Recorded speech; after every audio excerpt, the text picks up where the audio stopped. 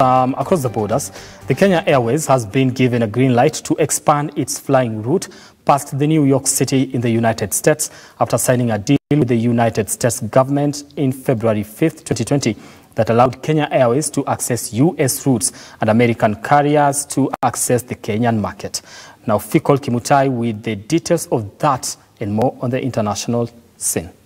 The Kenyan Parliament has backed a cabinet decision to amend the air services agreement between Kenya and America that will see Kenya Airways expand its route network beyond New York. Kenya Airways is currently operating scheduled passenger air services between Nairobi and New York. Kenya signed the deal with the US on February 5th, 2020, proposing to revise an earlier agreement inked in Washington, D.C. on June 8, 2008. This will allow national airlines such as Kenya Airways to access US routes and the American carriers to access the Kenyan market. Transport Cabinet Secretary James Macharia told MPs that no airline from the US is flying into Kenya. He added that ratification of the agreement will allow the Federal Express Corporation FedEx of the US, which has expressed interest in starting cargo operations, and establish a base in Kenya. Elsewhere, police in Lagos have deployed a special search team consisting of 2 Marine and 3 special land operatives to rescue Sikiru Smith, a retired NF chief who was kidnapped by gunmen in Aja on Monday, September 28th.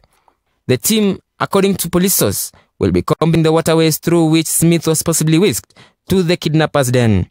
The retired general was abducted while he was supervising ongoing work. The assailants took Smith to an unknown destination in a waiting speedboat. Confirming this, his driver, Corporal Odiji, disclosed that retired AVM engaged in a struggle with the gunmen before he was subdued. And finally, to the Middle East, the Taliban violently cracked down on a small women's rights demonstration, firing shots in the air and pushing back protesters. A group of 6 women gathered around a high school in eastern Kabul, demanding the right for the girls to return to secondary school after the hardline Islamist group excluded them from classes earlier this month. The women unfurled banners before the Taliban guns snatched it from them.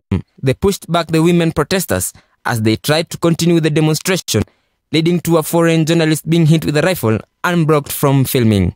This comes days after the Taliban made a warning statement to the US to stop flying drones in the Afghan airspace.